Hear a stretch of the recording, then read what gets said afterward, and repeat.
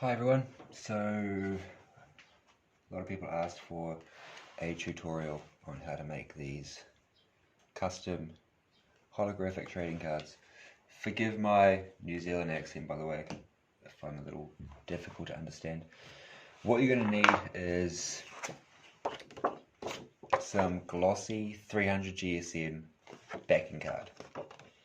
Regular cardstock will work as well, but I just so that the back of the card is the same quality as the front, I recommend this. It's glossy on both sides, super thick. This here is the transparent vinyl. If you can peel the back off, you'll see that it's actually clear. This is the printable stuff. So I would usually just use printable holographic vinyl, but I can't get any in New Zealand, so this is the little hack. So yeah, transparent stuff. Cricut does have their own transparent printable vinyl, but this is actually Crafter's Choice.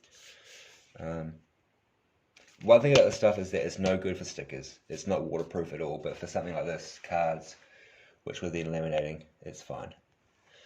Alright, so I'm just going to make a start.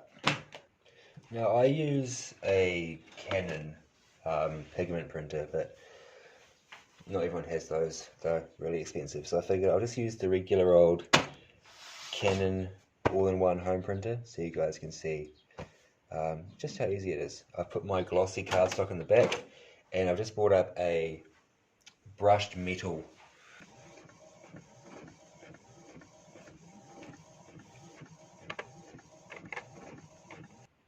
Sweet, so here's our backing card, good to go. As you can see, we've just got a brushed metal type pattern on the back there. So we'll flip that over. And this is where we want to lay our holographic vinyl down.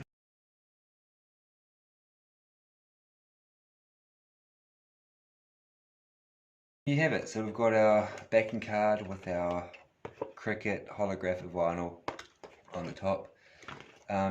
Because we're printing directly onto this, well, once this is on, you're going to want to go around and just trim the excess off, just so it doesn't stick to your printer or jam anything up.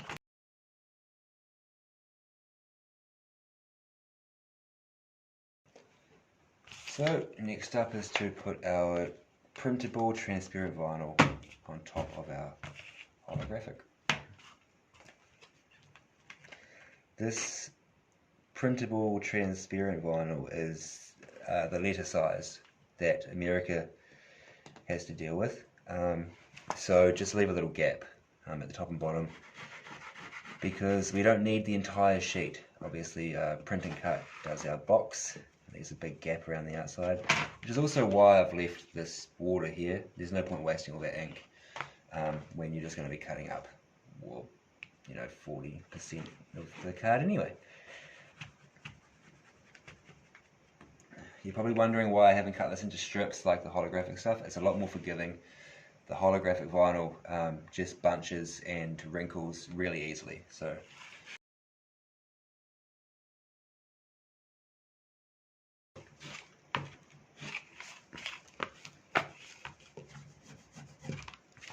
sweet.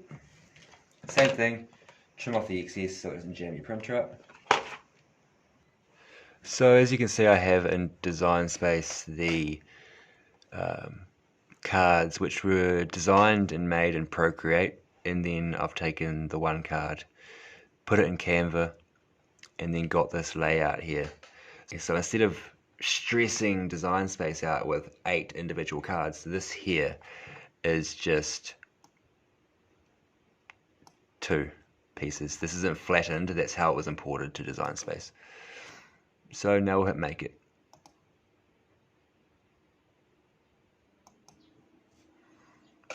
So when sending it to the printer, it's just like printing and cutting stickers really.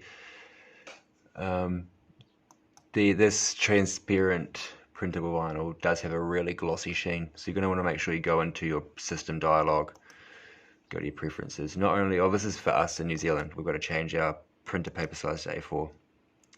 Make sure glossy is selected. You want print quality high, and then here, this is the best way to get accurate print and cut. Just come here to scale to make sure it says 100. Sometimes it says 93 or 96. You want to adjust that so it says 100 every time. being okay. We'll just want one for now.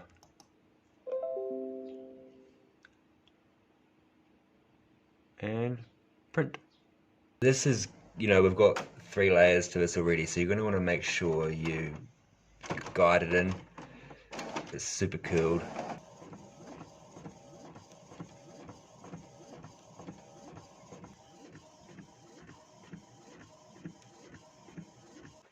So, as you can see, we have printed our cards with our holographic vinyl underneath. Now, this is the part of the process where I'm not too sure what everyone else should do. This is where we laminate our cards. So I use what's called a Xyron cold laminator. It's the most aggressive adhesive on the planet. You could give it a go with the regular pouch laminator. I've got a big pouch laminator here, but I just don't think any of the vinyl appreciates heat. And I feel once you cut, as we might be with a shot, but I would reckon once you cut it, that the laminate will just peel right off. Which is why I go for a cold lamination.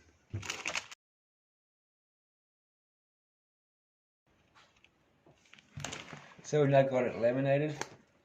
As you can see, we've got our 5 layers now. We've got 2 layers of laminate, our backing card, our holo, and our transparent. So now what you want to do is, as before, take off the excess.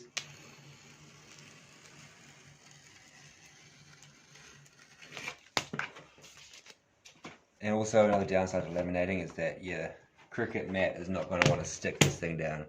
So next thing is to tape this down to our mat. Finally, I don't know why, but for some reason my Cricut does not like this bottom right corner. It scans the rest of the box fine, but this bottom right, it just will not pick up. So I take some matte tape and just put it over the bottom line.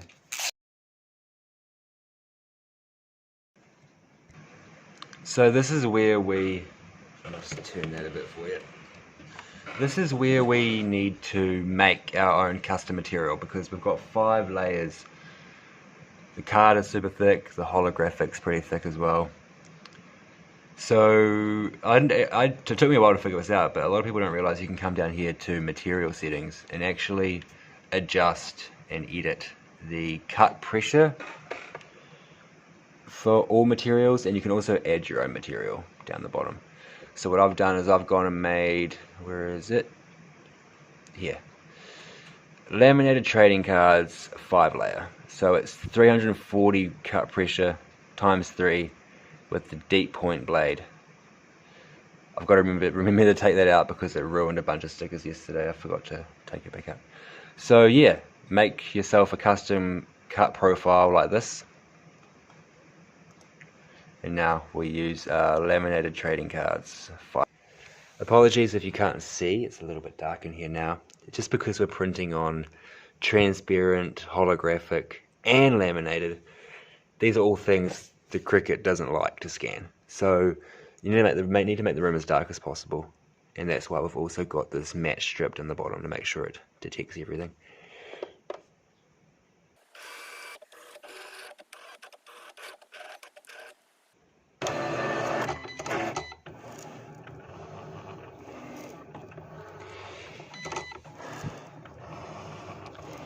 Little tip with this process as well is that once it's cut the card out, the cards like to pop up, like come out of their little template. So just make sure you keep an eye on it and that this card doesn't come up and get caught with anything else.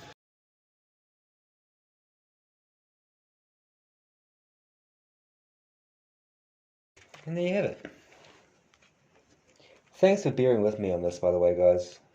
I'm not very good at this whole video thing. I make a terrible YouTuber.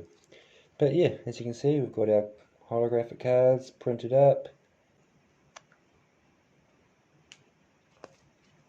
Yeah, I think that's about it. The only other thing I'd recommend is that you could make this process a whole lot easier on yourself if you just find some printable holographic vinyl. We can't get anything like that here in New Zealand. I can get it from overseas, but it takes ages to get here. So this is a solution for those who can't find holographic vinyl. Yeah, that's about it really. Thanks.